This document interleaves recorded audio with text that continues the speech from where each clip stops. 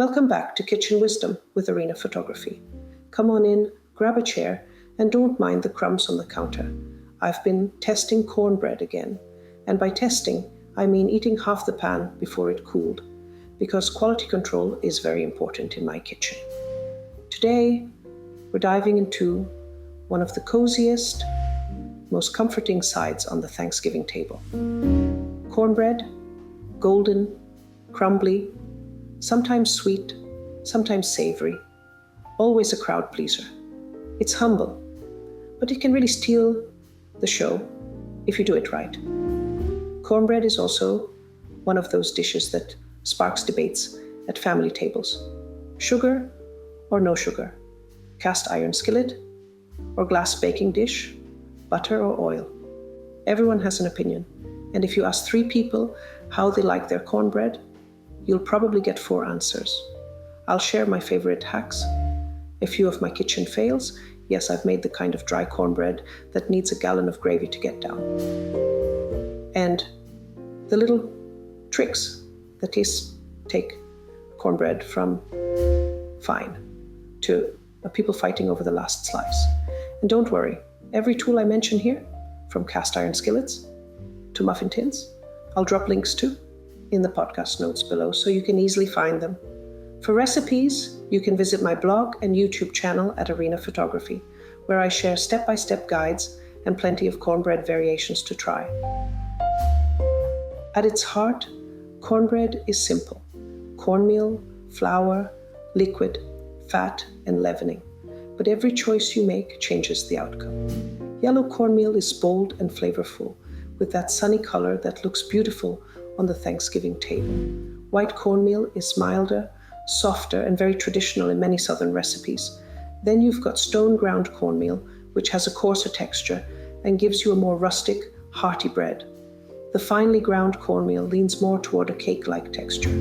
I like to keep both in the pantry because some days I'm in the mood for rustic country cornbread, and other days I want a lighter, more delicate slice.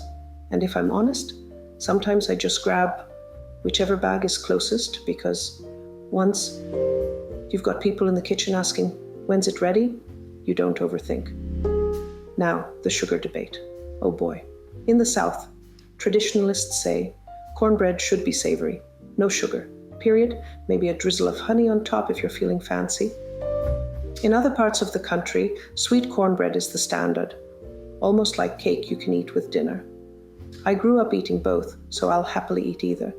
But one year, I completely forgot the sugar. And my family still jokes about the year Mom served polenta brownies.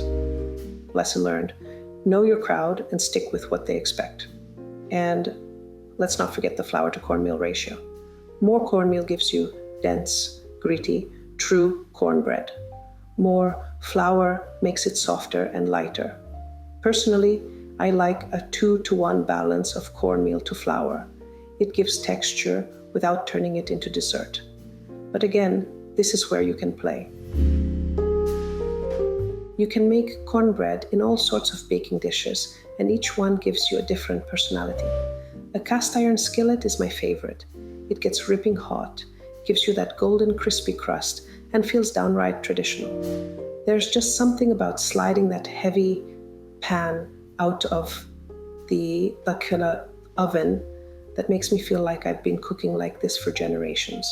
Glass baking dishes are another option. They give you a softer crust and a more even bake, which is nice if you like your cornbread tender all the way through. Ceramic dishes work similarly, and they also look pretty if you're serving straight from the dish at a holiday table. And then there's the fun one: muffin tins or cupcake pans. I love making cornbread in cupcake shapes. They freeze beautifully, they're already individually portioned, and they're perfect for parties or potlucks. People can just grab one without hacking into a big pan, and clean up is a breeze. One year at a school potluck, these little cornbread cupcakes disappeared faster than the brownies. I swear someone was hiding extras in their bag. But if you ask me to pick a favorite, I'll always say cast iron skillet. It gives me that crispy edge, fluffy center combo that nothing else can match. Plus, it makes the cornbread taste like it came straight from Grandma's kitchen. And honestly, who can argue with Grandma? In this section, write in what kind of baking dishes you can make cornbread. Mention that I even make cornbread in shape of the cupcake. It frees better and good for parties too at potlucks, since individually portioned. But my favorite still cast iron skillet. Cornbread batter comes together quickly, but there are pitfalls. The first rule? Don't overmix. Stir it just until the dry ingredients are incorporated. Overmixing develops the gluten in the flour, and suddenly your tender cornbread has the chew of a bagel. I've been guilty of this while chatting with guests, whisking away without noticing. The result? Chewy cornbread that needed chili just to make it edible. Now for my favorite hack, preheat your pan. Especially if you're using cast iron, slide it into the oven with butter or bacon drippings until it's sizzling hot before you pour in the batter. That shock of heat creates a golden, crispy crust. That's honestly my favorite part. I've even done this with a muffin tin for cornbread muffins, and the bottoms were so crisp they almost outshone the tops. One time I pulled them out and my daughter said, "Why don't you just make a pan of cornbread bottoms?" Mix-ins can turn plain cornbread into something special. Shredded cheddar gives melty pockets, jalapeños bring heat, and they're my favorite mix-in. I'll take any excuse to sneak a little spice into the bread. Corn kernels add bursts of sweetness, and crumbled bacon makes everything better. One Thanksgiving, I sautéed onions with fresh herbs and folded them into the batter. The result? Cornbread that tasted like stuffing's fun cousin. People were asking for the recipe before the turkey even hit the table.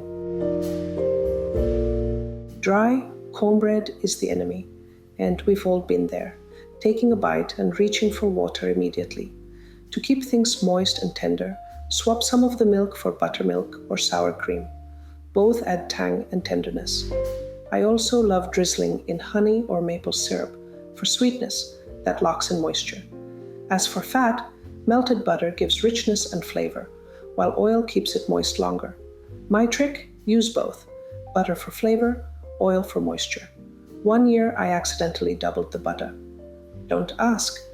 It was chaotic, and my family begged me to keep it that way forever. No one complained about too much butter. Want to really impress? Stir in roasted garlic for mellow sweetness, smoked paprika for depth, or a handful of shredded, sharp cheddar for richness. And here's a fun trick. As soon as the cornbread comes out of the oven, brush the top with melted butter mixed with honey. It makes it shiny, golden, and irresistible, like bakery cornbread, but better because it's yours. Cornbread shines when it's warm with butter, melting into it, but it's also a champion leftover. Crumble it into chili or soup for texture and flavor. It soaks up the broth, and suddenly your humble bowl of soup feels like it got a 5-star upgrade. You can even use it as a topper for casseroles, almost like a crunchy, buttery lid that makes everyone fight for the corner pieces. Slice it for rustic sandwiches. Try turkey and cranberry sauce between 2 slabs of cornbread, and tell me that's not genius.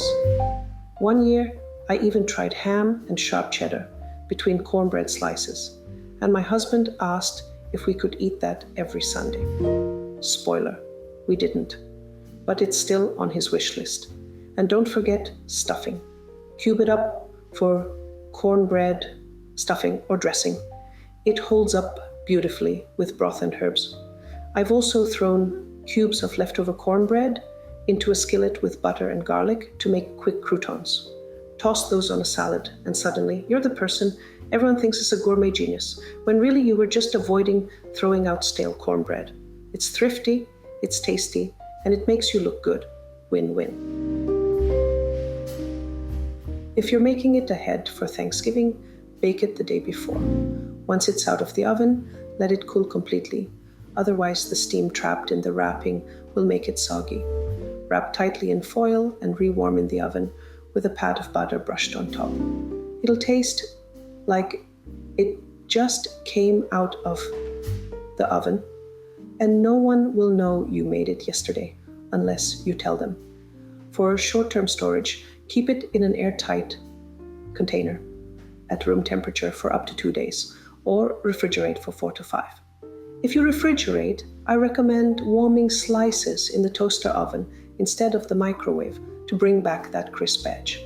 For longer storage, freezing works beautifully.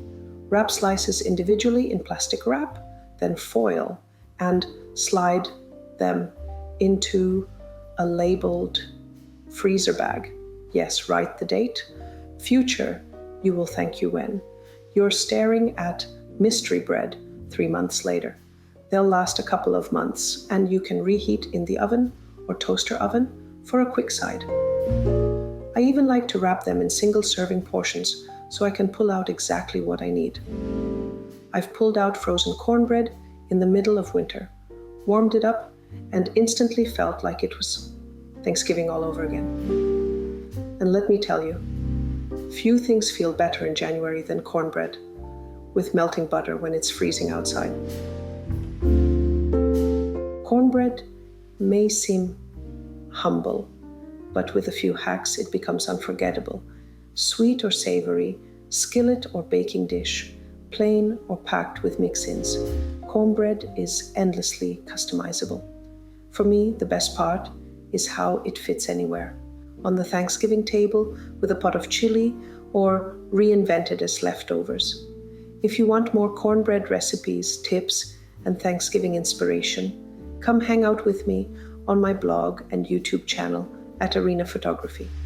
And if you've had your own cornbread victories or disasters, like my infamous polenta brownie year, I'd love to hear them. Until next time, happy baking, and may your cornbread always be golden, tender, and just a little bit buttery.